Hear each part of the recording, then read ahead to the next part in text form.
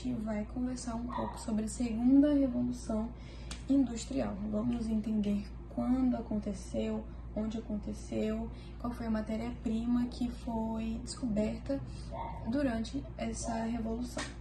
Bom, os historiadores dizem que no meados do século XIX foi quando estourou a segunda revolução industrial, mas lembrando que isso tudo foi um processo.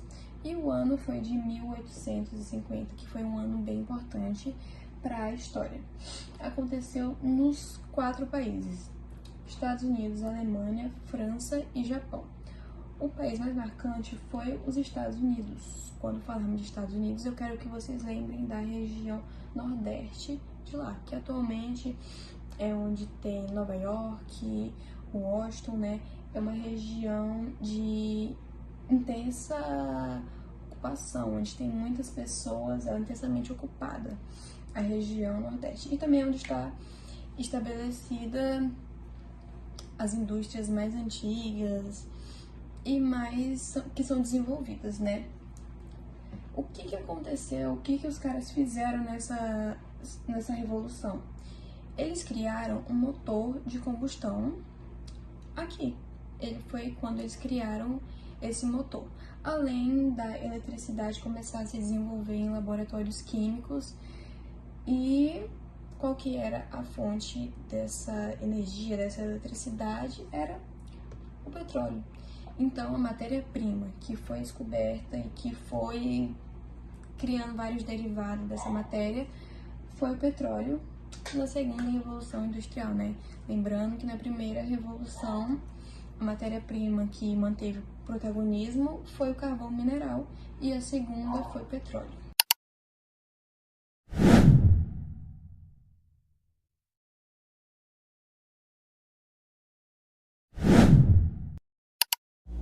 Falando sobre os principais fatores da segunda revolução industrial, podemos começar pelas condições de trabalho. Na primeira revolução industrial, a condição de trabalho era péssima.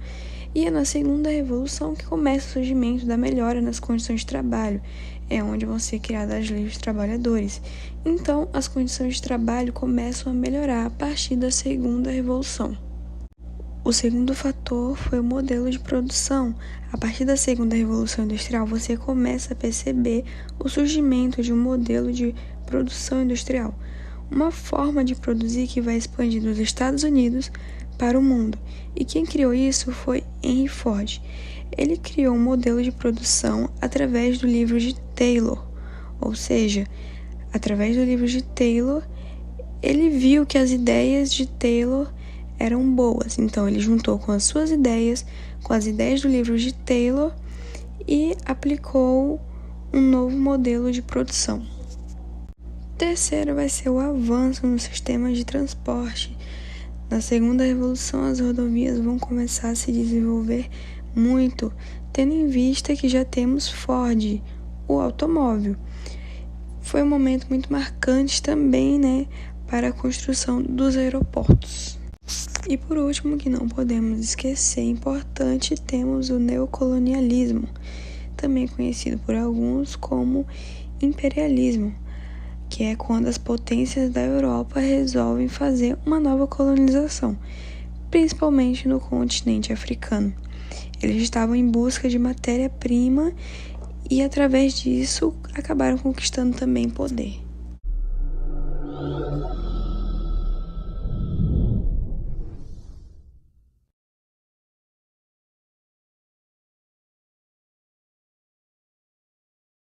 O imperialismo, ele consiste em uma política de expansão e domínio territorial, cultural e econômico de uma nação sobre outras. Tomando isso como base, estados poderosos procuram ampliar e manter o seu controle ou influência sobre povos ou nações mais fracas. Levando isso para o contexto europeu, o imperialismo foi o período onde, no século XIX, com o início da Segunda Revolução Industrial, países como Inglaterra, Alemanha, França e Itália procuraram expandir os seus domínios em busca de recursos. E foi aí que começou a colonização em continentes como a África, a Oceania e a Ásia. Durante o período colonial, As potências europeias, como Portugal e Espanha, estabeleceram o domínio sobre partes da Amazônia.